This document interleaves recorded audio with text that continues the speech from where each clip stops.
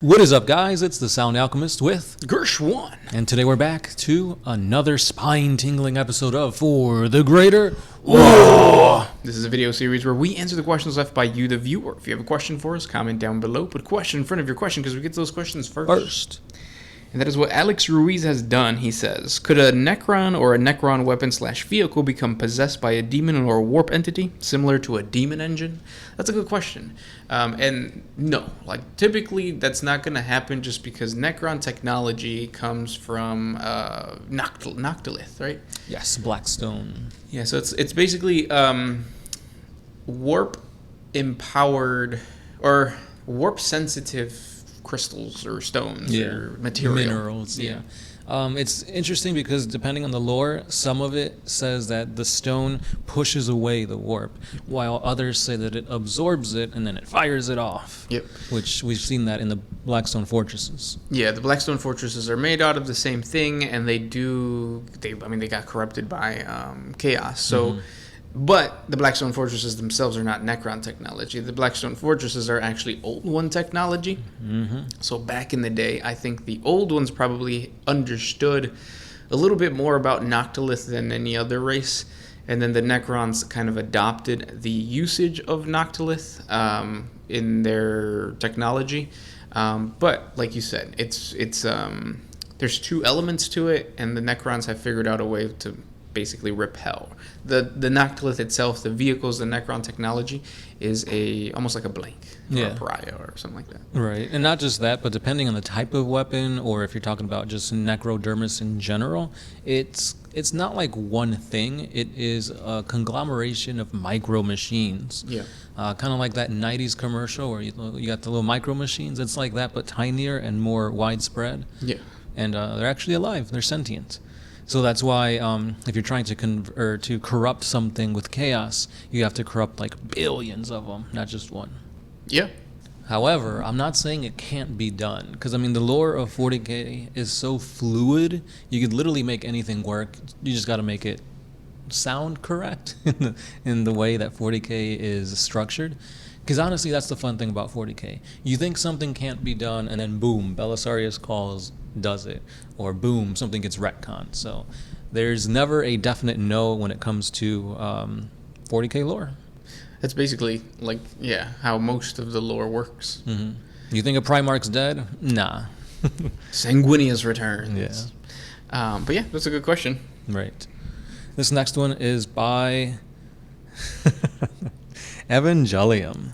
Did the Emperor create two Primarchs for the same role? For example, Corvus and Kurz, Perdrabo and Dorn, Ferris and Vulcan, Sanguinius and Horus.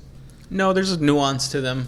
So for example, Leman-Russ and what's his name, Angron. Yeah. You would think that they're both savage, close combat kind of dudes, but no. There's one of them is more of Primor Rage, and then the other one's more of just straight up. What would you say? Arrogant rage, I guess. Well, it's more anger, I'd say. Yeah.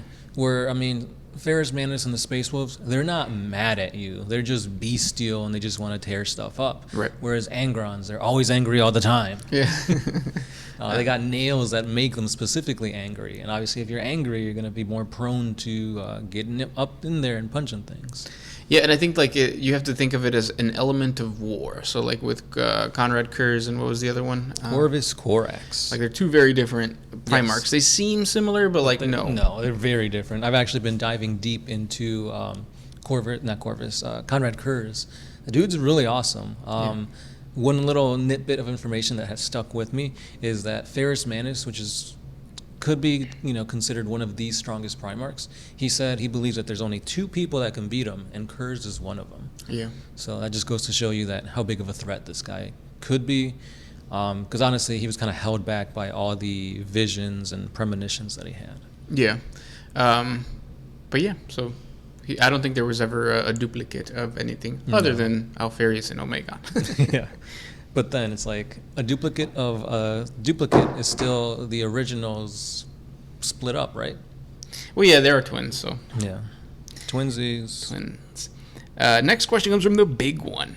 My mom seems to be implying that it was my fault that my dad's disappearance that it was my fault that my dad disappeared by shouting at me, "It's your fault your dad disappeared." Is she implying that, or am I just paranoid? You're just paranoid. She's not saying that your dad left you because of you, even though it was you. Right. You can't take things too literal. No. Yeah, everything comes with a grain of salt or sand or whatever you call it. Nothing really matters. Nobody belongs. Damn, that's deep. That could be a song. That could be on a shirt. Next question. This one is by Juan Jose Mendivil. Can you guys explain science, faith, and the arcane in 40K? Like, what beats the other? What is the most common combination? Almost like a love triangle. So you got science, arcane, and faith. Kind of like fire, water, grass for Pokemon. Yeah. We could try doing that, sure. The science element, I think, is probably the most one-sided, as in, like, the Necrons are really the only ones that can harness the true power of science, because like they have faster than light travel, but they don't use any type of warp anything. No. And they're not really faith-bound, because they're a Silent King, which is the closest thing to their god. I mean, yeah, he's being followed, but you got to think about it. The Necrons are soulless, mindless. Yep. Unless you're a lord. Right. Yeah. Then you got your personality. But it's the hardest thing to attain too. Like, if the power through science, because the Adeptus Mechanicus has been trying to do it with their quest for knowledge. It's not working out. Right. I mean, they're, if anything, they're regressing to faith. Same thing with the Emperor. You think the Emperor's all-knowing, all-powerful. He's not. He tried to do it all with science, and look at what's going on. Faith is the next best thing in the Imperium. Well, I think so. Faith would then be like something that's very powerful, but also not as controllable as science. So, like, people who master faith, I master faith. but they don't really control their that whole thing, because, like, unless you're a sister of battle. No, but even you can then, use faith to, like, heal yourself from your arm getting vaporized by Necron tech. We saw it in the 9th edition trailer. No, that's a Rosarius. I'm still convinced that was like their little, like, thing. Yeah. But because they believe. Well, maybe. Are there orcs now? Yes. No, but, like, within the faith bracket, I feel like they have no power over whether their faith is manifesting in a positive way or a negative way, or any type of way within the Immaterium.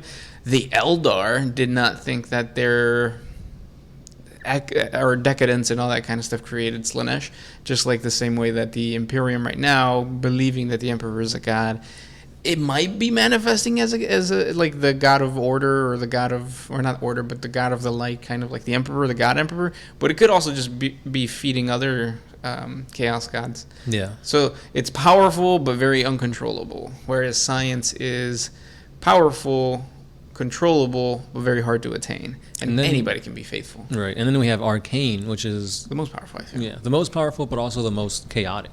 Yeah. And that makes sense because obviously it's chaos. It's the warp. Yeah, so in that bracket, you have sorcerers, you have, like, psychers, astropaths, navigators. Yeah. And the thing about that is, like, there's always that element of the arcane is really just screwing you up and turning you into a chaos spawn. Exactly. You could be all powerful, all knowing, but the more boons and mutations you have, eventually, you become a spawn. And you're walking a very, like, thin line, and that's the entire lore of Tzeentch, of, like, the sorcerer might be on point. He's one of the most powerful beings, but then one little slip up of a spell, one little slip up of something, turn him into a chaos spawn. Exactly. So it's all over the place. But now, those were the questions for today. If you guys have more questions for us, please comment down below. Thank you guys so much for hanging out and listening to us. Oh, I spit. But with that said, It's a Sound Alchemist. Gershwan. And today we are out. Always